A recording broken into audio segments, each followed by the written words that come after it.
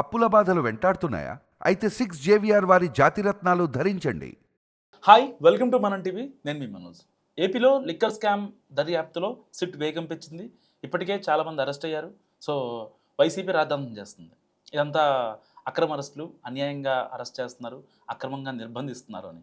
So మరొక blasting news ఏంటంటే, మరొక వారం రోజుల్లో, సరిగ్గా వారం రోజుల్లో మాజీ ముఖ్యమంత్రి జగన్కు నోటీసులు ఇవ్వబోతుంది సిట్.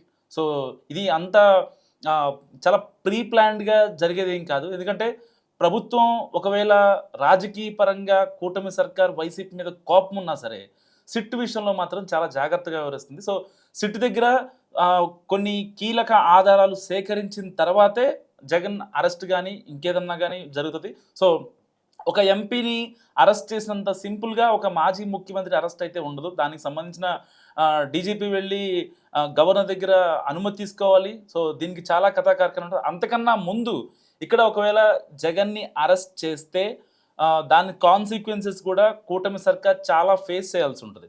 సో జగన్ ఇక్కడ లిక్కర్ స్కామ్లో అంతిమ లబ్ధిదారుడిగా, బిగ్ బాస్గా చాలా ఫోన్ కాల్స్ కానీ లేకపోతే ఈ ఛార్జ్ షీట్లో పేర్కొన్న నిజాలు కానీ దాన్ని చూసిన తర్వాత అంతిమ లబ్ధిదారుడు జగనే అని చెప్పడంలో ఏమాత్రం సందేహం లేదు.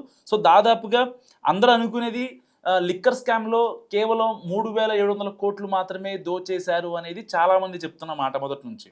ఏదైతే ముడుపుల విషయంలో కానీ కొన్ని లంచాల విషయంలో కానీ తీసుకున్నారు డిస్టిలరీస్ నుంచి, ఆ బ్యావరేజ్ సంబంధం లేకుండా డైరెక్ట్గా, ఎందుకంటే ఫోన్పే ఇలాంటి ఏం లేవు కాబట్టి ఓన్లీ డైరెక్ట్ క్యాష్ తీసుకుంటున్నారు కాబట్టి జరిగింది అనేది కాదు. కానీ దాదాపుగా 40,000 కోట్ల అవినీతి జరిగిందనేది మరొక అభియోగం. సో ఈ అభియోగాలన్నింటినీ క్లియర్ చేయాలి అంటే సిట్ దగ్గర చాలా ఆధారాలు ఉన్నాయి. దానికి సంబంధించిన ఆధారాలు ఉన్నాయి కాబట్టే ఇప్పటికే మిథున్ రెడ్డి అరెస్ట్ జరిగింది, చెవిరెడ్డి, ఇంకా వెంకటేష్ నాయుడు, ఓఎస్జీ కృష్ణమోహన్ రెడ్డి, బాలాజీ గోవిందప్ప, ఇలాంటి చాలామంది జగన్ క్లోజ్ క్వార్టరీలో ఉండే వాళ్ళ అరెస్టులు జరిగాయి. సో ఇవన్నీ పక్కన పెడితే ఇప్పుడు ఒకవేళ జగన్ని గనక అరెస్ట్ చేయాల్సి వస్తే, ఎందుకంటే అంతిమంగా లిక్కర్ స్కామ్లో లబ్ధిదారుడు జగనే. ఎందుకంటే ఈ కేసులో సిట్ ఇప్పటికే దాదాపుగా 2 సార్లు ఛార్జ్ షీట్ కోర్టుకు సమర్పించింది. ఆ ఛార్జ్ షీట్లో దాదాపుగా 4-5 చోట్ల జగన్ ఇంకా ఆయన పేరు కేవలం అప్పటి ముఖ్యమంత్రి జగన్మోహన్ రెడ్డి ఆదేశాల మేరకే మేము ఆ తప్పులు చేశామంటూ కూడా చాలామంది ముఖ్యులు చెప్పిన మాట. ఏది సిట్ దర్యాప్తులో, సిట్ రిమాండ్లో ఉన్న ఇప్పుడు ఎవరైతే ఆ నిందితులు మొత్తం. సో ఒక్కసారి గనక ఆయన నిందితుడు అని ప్రూవ్ అయింది కాబట్టే సిట్ ముందుకు వేసింది. అండ్ ఇక ఒక్కసారి ఇక ఆయనే ఫైనల్ ఎక్యూజ్డ్ కనుక ఒకవేళ నిర్ధారణ అయితే మాత్రం దానికి తర్వాత చాలా కాన్సిక్వెన్సెస్ చాలా గట్టిగా ఉంటాయి. ఎందుకు ఈ మాట అంటున్నానంటే, ఒకవేళ దీని మీద ఆరోపణ చేసినంత ఈజీగా ఆయన ఎక్యూజ్ అని కూటమి సర్కార్ ప్రూవ్ చేయలేకపోతే కూటమి సర్కార్ చాలా కాన్సిక్వెన్సెస్ ఫేస్ చేయాల్సి ఉంటుంది. సో ఇలాంటి నేపథ్యంలో కూటమి సర్కార్ ఒకవేళ మాజీ ముఖ్యమంత్రికి జగన్కి నోటీసులు ఇచ్చినా లేదంటే అరెస్ట్ చేసినా సరే ప్రజల్లోకి చాలా బలంగా తీసుకెళ్లాల్సిన అవసరం ఎంతైనా ఉంది.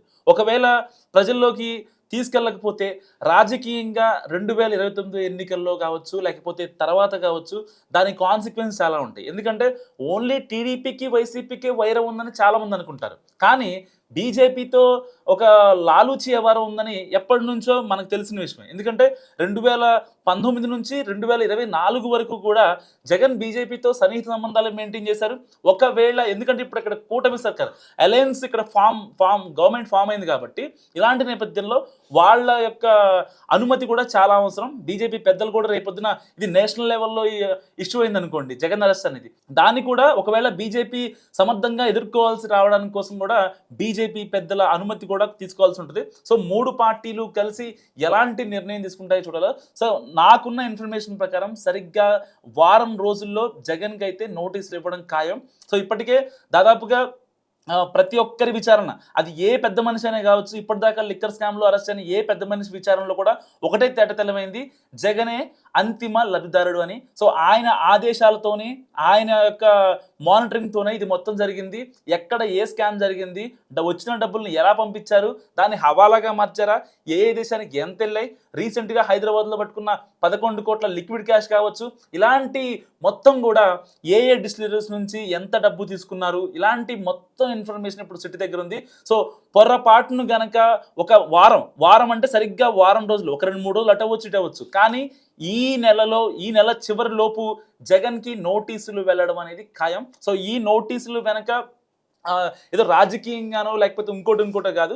ఒకవేళ ఇంతమందిని అరెస్ట్ చేసిన సిట్ కావచ్చు, కూటమి సర్కారు కావచ్చు, జగన్ని అరెస్ట్ చేయడంలో ఏమాత్రం వెనకాడదు. కానీ పక్కా ఆధారాలతోనే వెళ్ళాలని కూటమి ఇంకా సిట్ నిర్ణయించింది కాబట్టే. ఎందుకంటే అంతిమంగా లబ్ధిదారుడు జగనే కాబట్టి దాదాపు 40,000 కోట్ల స్కామ్ జరిగిందని చాలా మంది చెప్తున్నారు. కానీ 3,700 కోట్లే జరిగిందని చెప్పి ప్రాథమికంగా నిర్ధారించారు. కనీసం ఇప్పుడు ఆ 3,700 కోట్లు స్కామ్ చేశారనేది కాదు, ఆ స్కామ్లో చేసిన డబ్బుల్ని ఏదైతే ఉందో దాన్ని బయటకు తీసుకురావాలి, దాన్ని ఏపీ ప్రజలకు ఇవ్వాలి. సో ఎందుకంటే ఇక్కడ ఓన్లీ డబ్బులు ఇవ్వడం అనేది కూడా ఒక రకంగా కరెక్ట్ కాదనిపించింది. ఎందుకంటే చాలామంది వీళ్ళు ఇచ్చిన ఒక ఫేక్ లిక్కర్ అంటే ఆ పిచ్చి మద్యం వల్ల చాలా మంది జీవితాలు చిన్నభిన్నం అయిపోయి, చాలా మంది చనిపోయారు, చాలా మంది ఆరోగ్యాలు కూడా పాడైపోయాయి. సో ఇది ఒక చిన్న సమస్య కాదు. లిక్కర్ స్కామ్ అనేది ఒక డబ్బుల గురించో వీటి గురించో కాదు, చాలా మంది జీవితాలు చిన్నభిన్నం అయిపోయాయి, చాలా మంది జీవితాలు రోడ్డును పడ్డాయి, సో చాలా మంది ఆరోగ్యాలు చెడిపోయాయి. ఇలాంటి నేపథ్యంలో లిక్కర్ స్కామ్ అనేది చాలా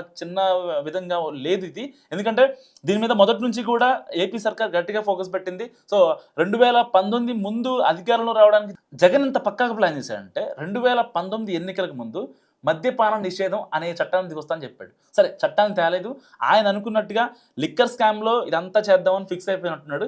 దానివల్ల ఆయన క్లోజ్ క్వార్టరీ ఉండే ఓఎస్డీలు కావచ్చు, చీఫ్ సెక్రటరీలు కావచ్చు, లేకపోతే ఆయన దగ్గర ఉన్న మనుషులకు కావచ్చు, దీన్ని ఎలా మాడ్యూల్ చేయాలి, ప్రైవేట్ వాళ్ళ దగ్గర నుంచి ప్రభుత్వమే కొనుగోలు చేసేలాగా ఎలా ప్లాన్ చేయాలంటూ ఒక పెద్ద స్కెచ్ వేసి దాని ద్వారా ఇంత డబ్బును వాళ్ళు కుంభకోణం చేయగలిగారు. దాని తర్వాత ఆ డబ్బును ఎటు పంపించారో కూడా చాలా మందికి తెలీదు. సో దీంట్లో మరి ఇప్పటికే పెద్దిరెడ్డికి సంబంధించిన పిఎల్ఆర్ ప్రాజెక్ట్స్ కావచ్చు, ఇంకా భారతీ సిమెంట్స్ కావచ్చు, ఈ కంపెనీలు కూడా ఇన్వాల్వ్ అయి ఉన్నాయి. కాబట్టి మరి వైఎస్ భారతికి కూడా ఏమన్నా లింక్ ఉందా ఈ లిక్కర్ స్కామ్ గురించి అనేది కూడా సిట్ మరింత లోతుగా దర్యాప్తు చేస్తుంది. సో జగన్ అరెస్ట్ అవుతారని అనుకుంటున్నారా లేదా? మీరేమనుకుంటున్నారో కామెంట్ రూపంలో చెప్పండి.